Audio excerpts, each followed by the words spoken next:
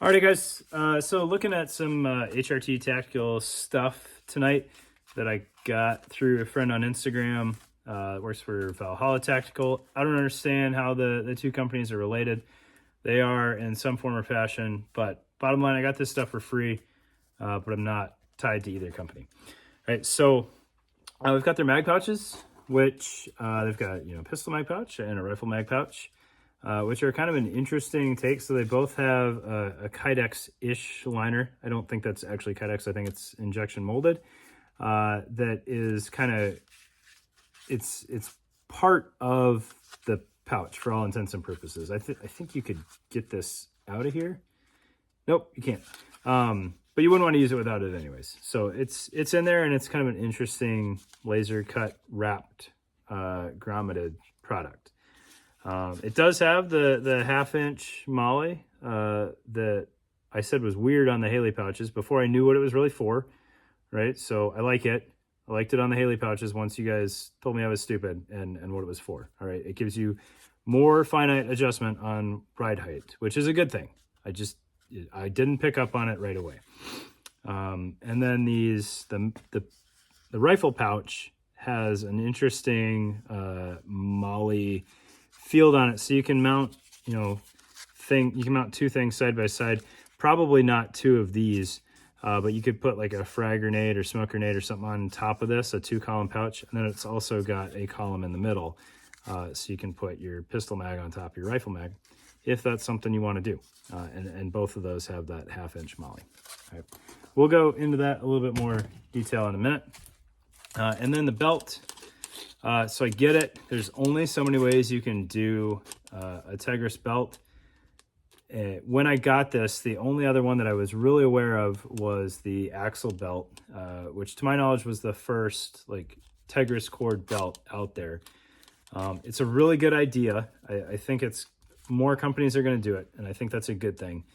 And I'm curious to see what other companies do to try to be different, because a lot of these companies want to do the right thing and don't want to copy each other. So this one is interesting. It's a true Tigris core, and then it's got these sleeves on it. So where the axle is kind of all one piece with respect to the colored portion and the Tigris, this one you can swap these sleeves out, and I think you'll be able to buy them separate. So if you've got the core and it's the right size for you, you could have like, multicam black, and then you could have an arid one or an OD one and just slide that on. And this is adjustable. So once you size it, you can see that I've skipped some cells here to move the sleeve back. You get as much coverage up front as possible, and then the back is just kind of left as raw Tigris, which I understand potentially has some IR concerns to it. The tan Tigris contrasts less than the black Tigris. I don't think either glows under IR. I think it's just the contrast. So if you've seen the pictures where somebody's got like a full multicam setup and then some raw black Tigris on them, it really pops. But I think it's just because it's black on multicam. So if you've got the tan, it'll show up less. If you're really concerned about it, I don't know, paint it with some Krylon or something and knock that down. I don't know if Krylon glows under IR, so maybe that's terrible advice. Another interesting thing about this, and we'll look at this better on the table. I've kind of gotten carried away on the intro here, but it's got the scalloped cutouts for the weaving area, the Molly. It plays really well with snapped Molly straps. So if you've got the old school Molly with the button snaps on them, they fit through here with a lot less drama than they could if they were just cut for your laser cut PALS webbing, which is really popular these days, or the Tigris straps that they sent with this stuff. And then the other thing to acknowledge, I threw on this buckle because I had it laying around. It's really supposed to be a G-hook closure, so some of the kind of oddities with my routing here is just because I was forcing a buckle that it wasn't meant to use. So let's get on the table and kind of look at this whole system. All right, so before we get any further in this, HRT sent me the invoice with this thing. So since I got that handy, I'll just tell you the prices. So the arc belt itself, and I just checked this one, is right around $125 on the website. And then it looks like the rifle pouches are about 25 once you include the mounting. And then the pistol pouch is right at 18 once you include the mounting. So when I talk about the mounting, there's a couple different approaches that they have. They've got these straight Tegris, really replacing the laser cut moly that's on a lot of pouches these days. It looks like those are $1 a piece, if I'm reading that invoice correctly. And then they also have these angled adapters, which I think are $8 a piece. They've got a 30 degree and a 45 degree. They're very confusing to mount. And I didn't mess with it yet because I thought it would work with the rifle mag, and it does not. And I want to get my rifle mag situated before I put the pistol mags on here, which I'm probably not going to angle anyways. Those will probably be straight. The directions are out there, and once you have the directions, it's straightforward. But if you're trying to figure this thing out on your own, it's essentially you weave. No, that's not enough. Goodness. I'm forgetting now. But one strap is like just pouch mounting, and then the other strap is platform mounting, which is not crazy intuitive. But it worked well when I had it on there, and then I took it back off like an idiot. All right, so if you guys got any questions on this, just ask me, and I'll do another video on how to actually mount these pouches. The belt setup also is not crazy intuitive. They have a video, HRT does, on YouTube on how to set this up. One thing that's interesting, and I don't know if this is going to show up well, unlike the axle belt, this has a curve to the whole belt, much like the Blue Force Gear chalk belt. Different trains of thought on whether or not you want the curve. It seems to work well. I haven't tried the Blue Force Gear belt, so I don't know if that has a more extreme curve to it. The axle belt's very comfortable. This belt is very comfortable, right? But it does have essentially a smiley face to it while you're wearing it, right? So the sleeves here secure at the end. These Tegris belts are wild to film because they got a mind of their own.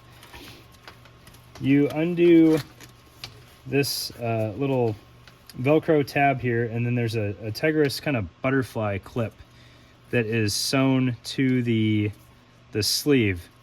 So once you pop that out, that allows the sleeve to slide left and right on the belt, so you can play around with where you want your molly or your fabric covering to fall.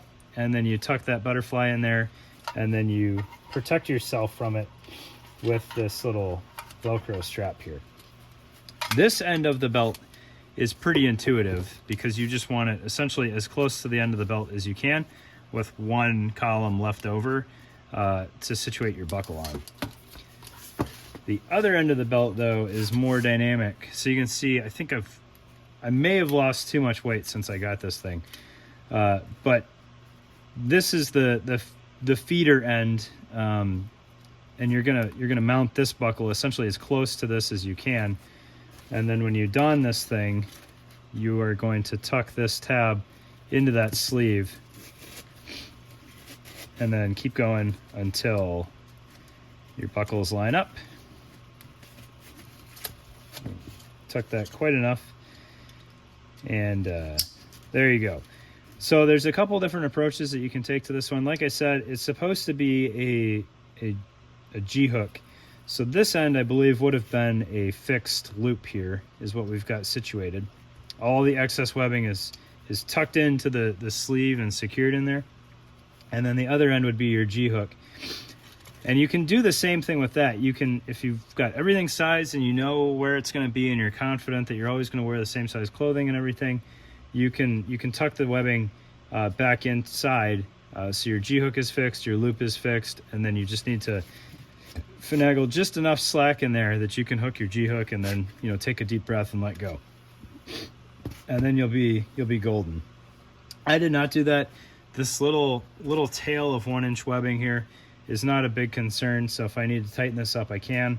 I did throw this on again right before I started filming. I would need to tighten it up a little bit more. So it's not the easiest belt to size, but it's very clean once you have it done. So then we've got the pouches. All right, we kind of already talked about those a little bit in the intro. The pistol pad pouches are very Glock mag friendly. No complaints there. With these 21 round mags, you've got plenty of mag hanging out, ready to withdraw the mag from. And then I don't think I have any standard real Glock 19 mags laying around anymore. They are all tucked away, but Glock 19 mag has a pretty good amount of mag there for purchase when you're withdrawing that from the pouch. So I do like those a lot. Those are very nice pouches. The rifle mag pouches I also have no issues with. They're